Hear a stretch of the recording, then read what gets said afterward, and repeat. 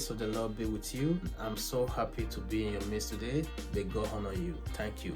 Today I'm going to talk about do not be put under duress to make a vow.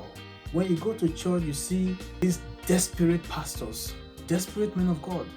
They are making people to vow anyhow. 100 people should come out to donate 1 million. You see a lot of people out of ignorance. They will come out. Even some of the pastors, they will be calling name. Brother Isaac, I know you can do it. Join them. Sister Sarah, I know you can do it. Join them. We want 20 people to come out to donate one cow because we are going to do our annual anniversary. Stop putting people under duress. If you are a man of God, allow God that call you to bless you naturally. To use men and women to bless you naturally. Don't be putting people under duress. Strategically, because you are in an authority as a man of God, as a church leader, as a GO of a church, or as a church leader, as a pastor, without considering what people are passing through. Majority of the men of God, the schools they have, even their members cannot afford it. The children cannot afford the school they have. What is the access? Most of them are blagging, they are boasting. This money, God just throw it from heaven and pour it on them. Of which that tithe and offering they are collecting, that is where that money comes from. Majority of the resources you are getting is from the people donation. When you start many years ago, where were you? You were not having a spoke of a bicycle. But today, when you want to say, you say, God bless you from heaven. God just bless you miraculously. But it's people. Stop deceiving people with low IQ. You cannot deceive everyone. It's that tithe and offering that you are getting that money from. And it's not your own money. It's meant for the widows, for the orphans. After you have paid the rent, if you are still renting your building, or after you have paid whatever you are paying expenses, but majority of that money should be going to the widows and the orphans, the less fortunate, the beggars in the street, the homeless. If you are opportune to build anything, it could be house, it could be hotel, it could be anything.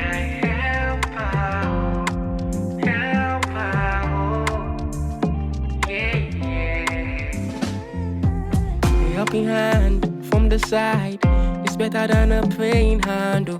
Showing love from the side, yeah. Many hustlers with no dime, we try to make them smile with our helping hand.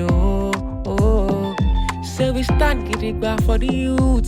Let people who are paying this tithe and offering be your number one priority to benefit from all these things. If you are opportune to build a school as a man of God, let all your church members, if not free school fees, because it's money you are using to pay the teachers, the headmasters and everyone to run the school, even the light bill and all that, charge them little. Don't be greedy. Don't be greedy. What is the difference between your school and the normal person that does not even know God? What is the difference? Majority of the schools that even these men of God own, when they tell you the school fees, is even double or even times 3 of what a normal business person that does not have any relationship or encounter with God is charging. Why are you wicked and heartless? You are hiding under the umbrella of God. Don't use the name of God in vain. If you are a God servant, let us see it by your doing. If you cannot afford to give free education, at least charge little. Don't let the amount you are charging become a headache that even your church member who are paying this tithe and offering, they will say, this is a no-go area. It's a no-go area. If you have to build a school, a hospital, as a God servant, make it affordable. Make it affordable so that people will see the generosity, they will see the handwork of God. Even the student going to the school, my school is one of the most expensive schools in Nigeria. Who owns it? A man of God. Hi! Materialistic mindset. Where are we going with all this money? Don't forget, we all came with nakedness, and nakedness shall we return. You are not taking all this your exotic school, all this your private jet, all this your wealth. None of them is going with you to the grave. When you are buried naked. You are going back naked. Even when you are clothed, they wear you agbada. When you are dead, they wear you. If they by mistake can wear you a gold wristwatch, people are coming to dig you up, and they will make sure they cannot take it normally they will cut that hand and remove it. What are you killing yourself for? You are there. Don't let any man of God put you under duress. Do things according to your means, according to what you can afford. To the homeless, we there for you. Many loving we get for you. From the side with every tribe. Say we stand the dig bar for the youth. To the homeless, we there for you. Many loving we get for you. From the side with every tribe. Yeah. Die help out. Die help out. Die help out. Yeah. Whoa. Die help out. You see, Christianity today have turned to a fraudulent or a business center where you see some pastors begin to manipulate their members. They manipulate them into exploiting them. And you see these pastors, they are living lavish lifestyle. So-called man of God living a lavish lifestyle where people are suffering. About 80% of your members, they are all poor, they are suffering, they are paupers. And you are living big. General overseer have come. When you are coming, everybody is running kitty. Everybody, the general overseer is coming. Our pastor is coming. A great prophet is coming.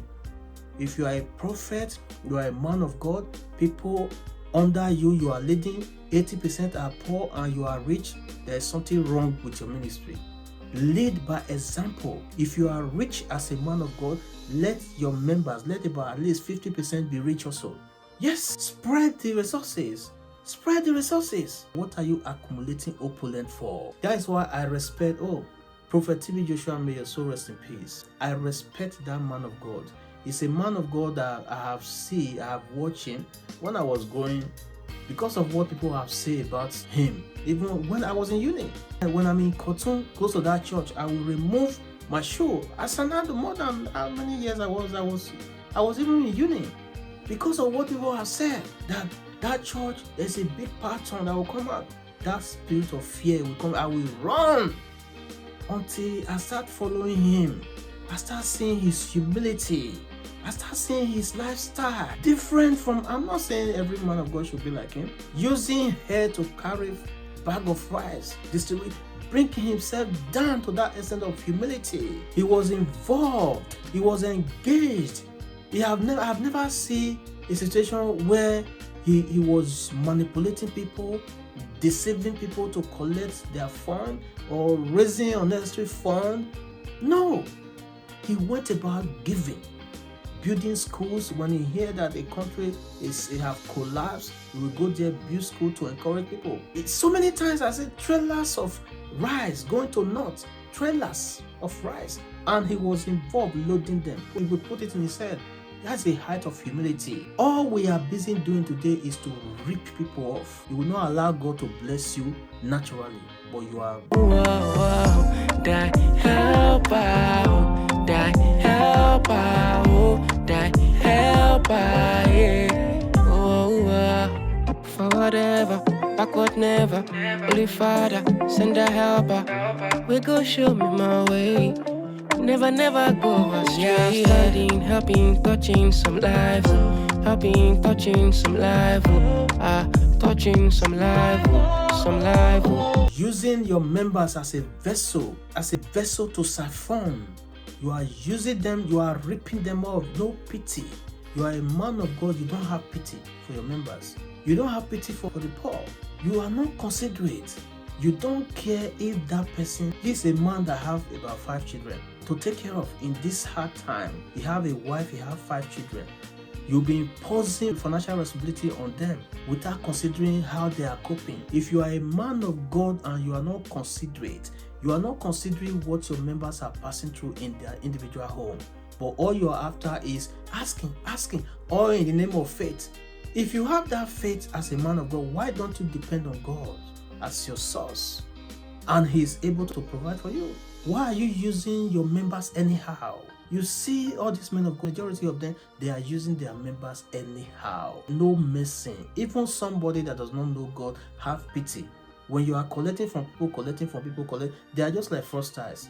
A fraudster don't have pity. They don't have pity for his clients. Once they give you ransom, you pay it, then they don't care if you go, even if you say you are going to take a loan, they don't care. until you finally hang yourself. If you are a so-called man of God, you are in that category.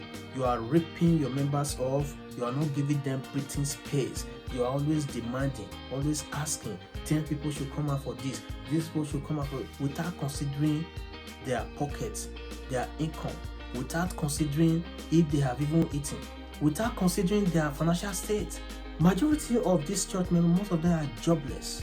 That is why you see, even 7 days a week, they are there in the church. They are there in the church with you. As a pastor, as a good man of God, if somebody is coming to church 7 days a week, you will not sit that person down and say, my brother, my sister, what is going on? You don't have source of income? You don't have a place to go to work? Faith without work is dead.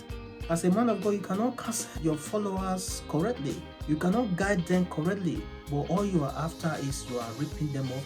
You don't even care if they have job. You don't care if they eat or if they don't eat. All you are after is their pocket. Do not let any man of God put you under duress. Under duress to make vow that you are not ready for. Do not accept it.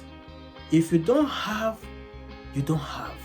Don't let anyone manipulate you. Don't let anyone brainwash you. Touching some live. Say we start getting back for the youth. To the homeless we there for you. Many loving we get for you. From the side with every tribe. Say we start getting back for the youth. To the homeless we there for you. Many loving we get for you. From the side with every tribe. Yeah. Die help out. Die help out. Into doing what you are not prepared to do. Before you do anything, you have to check your financial capability. If you are not capable at that particular point in time, don't do it because of they will see that I did not come out. If you don't have, you don't have. Don't come out and make vow that you cannot fulfill out of shame, out of because you want people to say that, yeah, I have come out to make vow. I'm among the 10 people, I'm among the 20 people, I'm among the 30 people that are asked to come out to donate 1 million or to donate cow so that everybody will see. Who are you deceiving? You are deceiving yourself. The Bible says it's better not to vow than to vow and not fulfill that vow. Remember that scripture. If you make an attempt to vow and you did not fulfill it, it's a curse you have placed on yourself. So don't be cajoled. Don't be deceived into making vow that you cannot fulfill. Don't ever let anything like that happen to you. If you accept that and you are, it's not going to be on the pastor's head, that curse is going to be upon your head. You that came out, when they are calling people to come out for 1 million, you follow them. When they are calling people to come out for a cow, you follow them. When they are calling people for a bag of rice, when you don't even have, you have never even buy a bag of rice in your whole house. You have never buy a bag of rice for your family. You have a family of 5. You have never buy. All your wife do is go to market using cup to measure rice, to measure garri, to measure beans. You cannot afford a bag of rice in your whole house, then you are buying it to the church. What a shame. Don't be deceived. You need to use common sense. You need to make yourself okay. Be okay before you can help others. You need to be okay before you can do something. If you are not ready, financially ready, don't do anything under duress. This is my advice for you today. Take it or leave it. This is a genuine advice and it's for only the wise. A word is enough for the wise. Thank you once again for listening to my message today, and may God honor you. Please do not listen to this message alone. Share this message across all your audience, and as you do so, may God bless you. We have a membership program in IG, Instagram, Facebook page, and this YouTube channel. As you join those programs, you have one-on-one counseling session with me, and as you know, you can never be the same again. Every problem have a solution. As you have one-on-one counseling session with me, your life can never remain the same again. Thank you once again. God bless you. See you.